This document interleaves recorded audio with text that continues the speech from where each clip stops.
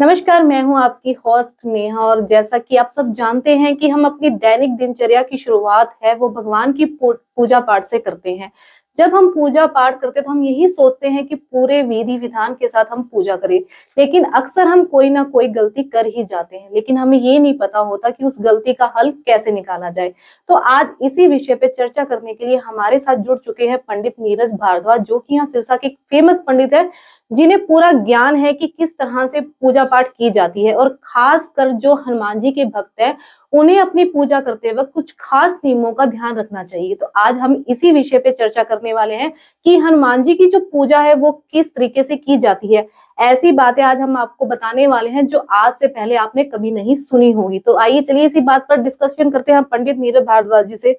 तो सर, जैसा कि हम सबको पता है कि जो जी हनुमान जी के भक्त होते हैं उनके जी। लिए पूजा पाठ का खास नियम होता है। तो ये खास नियम क्या है?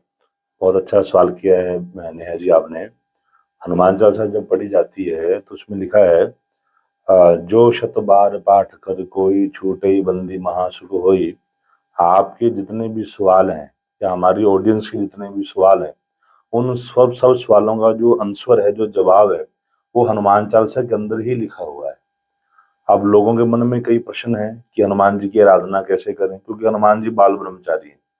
तो हमारी माताएं ऐसा सोचती हैं कि वो ब्रह्मचारी हैं तो हम उनको स्पर्श ना करें। अगर भगवान ब्रह्मचारी हैं तो माताएं उनके दरबार में ना जाएं। ऐसी मिथ्या बातें लोगों के घरों में हैं। परंतु सबसे बड़ी बात जो है वो ये है कि हनुमान जी महाराज भगवान है। हमें बनाने वाला भगवान, मुझे बनाने वाला भगवान, आपको बनाने वाला भगवान है।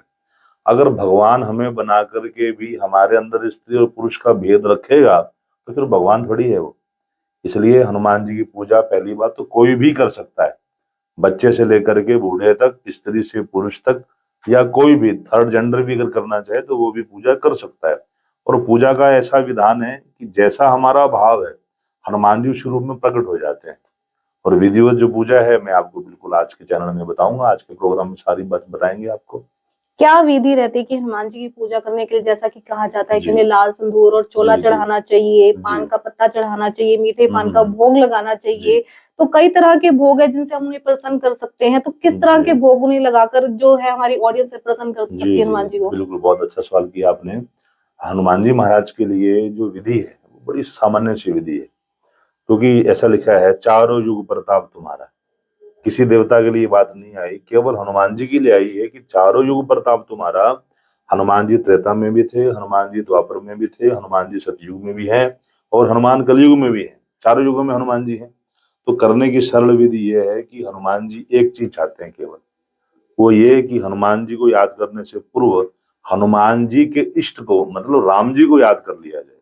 अगर राम जी की पहले पूजा करनी चाहिए। और हनुमान जी महाराज, एक राम स्तुति है, श्री रामचंद्र कृपालु भजुमन हरण भव भय दारुणम, नव कंज लोचन कंज मुख कर कंज पद कंजारुणम। इस स्तुति का पहले पाठ करना चाहिए। इसके बाद विधिवत हनुमान जी को एक आसन दें। हनुमान जी बड़े सरल हैं, आप जहां बोला फूल पे बुलाएं वो फूल पे आएंगे, सोने के सिंहासन पे बुलाएं तो सिंहासन पे आएंगे, चांदी पे बिठाएं चांदी पे आएंगे। तो जैसा भगत का सामर्थ्य है, अगर धनवान है सोने का सिंहासन लगाए, धनवान नहीं है तो चांदी का लगाए, उसका भी सामर्थ्य नहीं है तो एक लाल कपड़े पे गेहूं की ढेरी रखे, उसके ऊपर राम दरबार स्थापित करे, चमेली का दीपक जलाए, सिंदूर का तिलक लगाए, खुद लाल सिंहासन पे बैठे, हनुमान जी को लाल सिंहासन पे विराजमान करे, और रेशम की ऊन की माला आती है रेशमी कलर में, वो मैरून कलर की, उस माला के ऊपर जो भी गुरु मंत्र है या इष्ट मंत्र उसका जाप करे। विधिवत हनुमान जी को सबसे प्रिय है गुड़ और चना। कितने सरल हैं भगवान, 56 पकवान बाजार में मिलते हैं, परंतु हनुमान जी महाराज गुड़ और चने से प्रसन्न हो जाते हैं। गुड़ चने का भोग लगा कर उनकी आरती करें। बड़ी सरल विधि है हनुमान जी को मनाने की। जैसा कि आपने कहा कि हनुमान चालीसा को शुरू करने से पहले हमें राम हम्म। स्तुति करनी चाहिए। जी। ऐसा भी कहा जाता है कि हनुमान चालीसा करने से पहले हमें राम नाम की जो एक माला है उसका जाप कर लेना हाँ, वो चाहिए। बात एक ही है, दोनों बात एक है। जो मान लीजिए पढ़े लिखे हैं, अगर वो स्तुति करते हैं तो ऐसा संसार में कोई नहीं है कि वो स्तुति से प्रसन्न ना हो। मैं आपकी बड़ाई करूं या कोई हमारी बड़ाई करे तो नेचुरली हम प्रसन्न होते हैं। ऐसे जब स्तुति किसी देवता की करते हैं तो वो देवता बहुत जल्दी प्रसन्न होता है। अगर स्तुति पाठ करें तो बहुत अच्छा, अदरवाइज राम नाम तो सबके लिए है, सब कर सकते हैं, कोई जैसा दिक्कत कि नहीं है। आपने बताया कि हनुमान जी को प्रसन्न करने से पहले राम जी को प्रसन्न करना हाँ, जरूरी है, बहुत तभी जरूरी है। हनुमान जी विराजमान होते जी हैं। जी जी लेकिन ऐसा भी है कि जो हनुमान जी है वो माता सीता के भक्त थे, तो ऐसा भी जी। कहा जाता है कि सीता राम दोनों साथ कहिए तभी हनुमान जी प्रसन्न हाँ होते नहीं, हैं। ठीक है आपका प्रश्न। असल में राम और सीता में भेद नहीं है। राम के अंदर पूरी सृष्टि समाहित है, केवल राम शब्द के अंदर ही सीता जी हैं। राम शब्द में ही राम जी हैं, राम शब्द में ही शिव जी हैं। तो तारक मंत्र इसलिए राम को कहा गया है। तो राम जी की स्तुति करने से भगवती माँ सीता की स्तुति ऑटोमेटिक ही हो जाती है।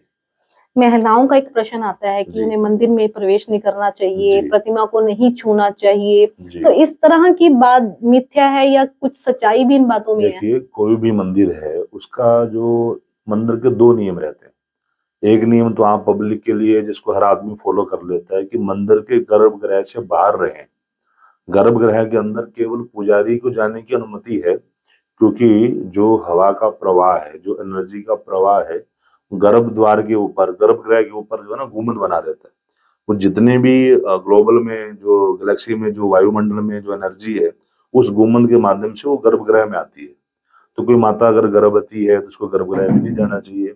किसी को सूतक पातक लगा है, कोई शुद्धि का चल रहा है, या कोई भी ऐसी बात जिससे वो अपवित्र है, उसका मन प्रसन्न नहीं है, उदास है, तो उसको गर्भगृह में नहीं जाना चाहिए।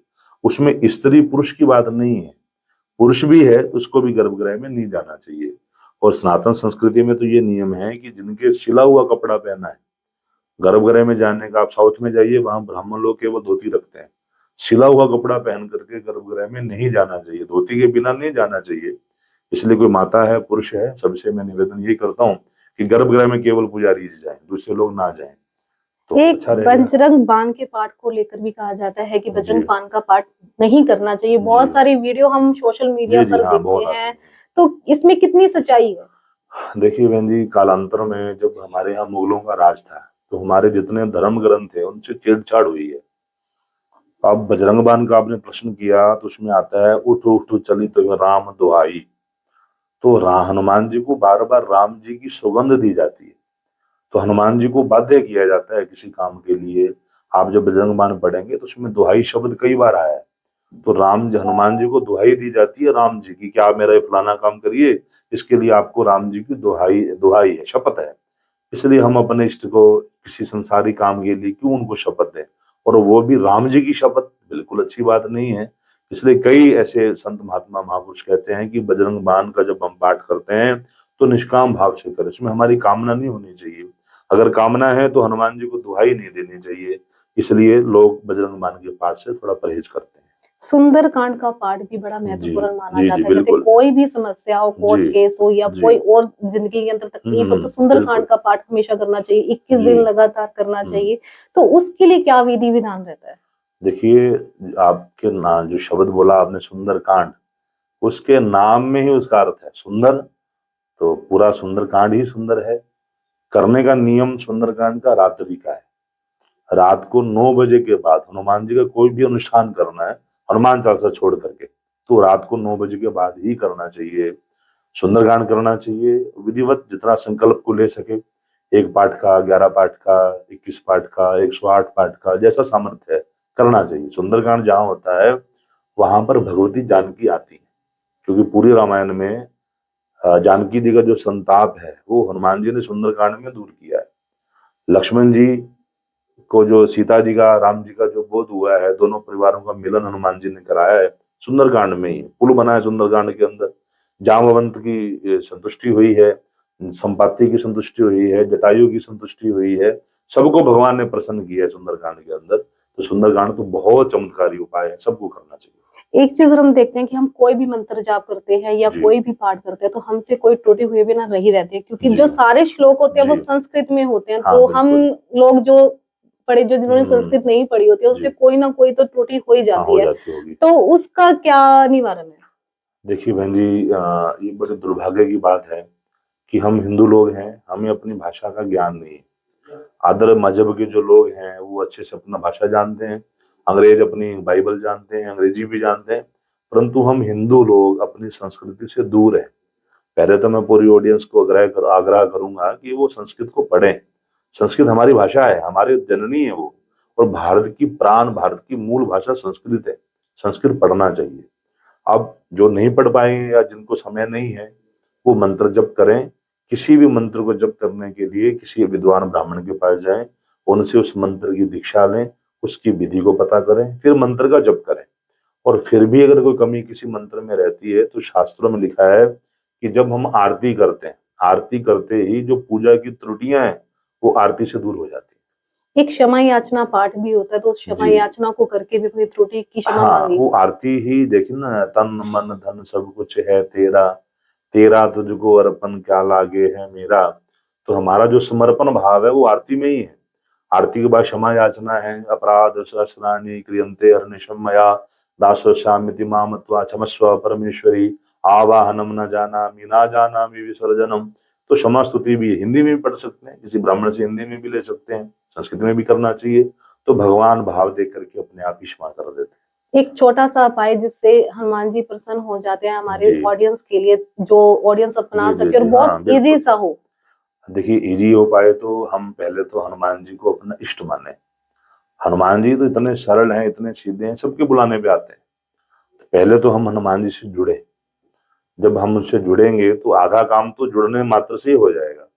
उसके बाद संकल्प लेकर के सबसे पहले तो लहसुन प्याज का त्याग करें। अगर कोई नहीं कर सकते, पूरा महीना नहीं रहा जा सकता, तो केवल मंगलवार तो छोड़े। मंगलवार के दिन लहसुन प्याज छोड़ करके, मांस मदिरा का छोड़ करके, तामसिक चीजें छोड़ करके बिल्कुल पवित्र भाव से किसी आसन पर बैठें और श्री राम रक्षा स्तोत्र करके एक पाठ आता है। संस्कृत में भी अवेलेबल है और हिंदी में भी है, वो बुद्ध कौशिक ऋषि जी का लिखा हुआ है। उस स्तोत्र का पाठ करना चाहिए। उसको करने से राम जी भी प्रसन्न होते हैं और श्री हनुमान जी महाराज भी प्रसन्न होते हैं। जो शास्त्रों में लिखा है कि अगर नवरात्रों के दिनों में कोई 11 पाठ रोज कर ले 9 दिन के लिए, तो राम रक्षा स्तोत्र सिद्ध हो जाता है। उसके सिद्ध होने से ना तो नजर लगेगी, ना हमारे ग्रह बिगड़ेंगे, ना हमारी अकाल मृत्यु होगी, ना हमें महामारी का भय होगा, ना भूत प्रेत की बाधा हमें सताएगी। और उसके सिद्ध होने से स्वतः स्वांता सुखाय तुलसी रघुनाथ गाथा, जब वो सिद्ध हो जाएगा तो स्वांता सुख जीव को अपने आप ही मिलने लगेगा। जैसा कि पंडित जी आपने बहुत सारी ज्ञान की बातें हमें बताई, तो जी किसी ने अगर कुंडली विश्लेषण करवाना हो आपसे जी। तो किस तरह से कांटेक्ट कर सकते हैं? हाँ, देखिए ब्राह्मण के लिए तो सारी व्यवस्थाएं हैं। अगर कोई मंदिर में आकर के कराए तो बहुत अच्छी बात है, या मेरा नंबर आप डिस्प्ले पे मेंशन कर दीजिएगा, तो जो भी नंबर लेकर के आना चाहें तो आकर के करा सकते हैं। तो ये थे हमारे साथ पंडित नीरज भारद्वाज, जिन्होंने हमें बताया कि हनुमान जी की उपासना है किन विधि विधानों से करना चाहिए। हनुमान जी की उपासना कोई सख्त नियम नहीं है, बहुत सरल से उपाय हैं जो इन्होंने बताए हैं। आप अपनी जिंदगी में इन्हें अपनाकर अपनी जिंदगी को सुख में बना सकते हैं। इसी के साथ हमारे चैनल को लाइक शेयर एंड सब्सक्राइब जरूर करिएगा। बहुत बहुत धन्यवाद।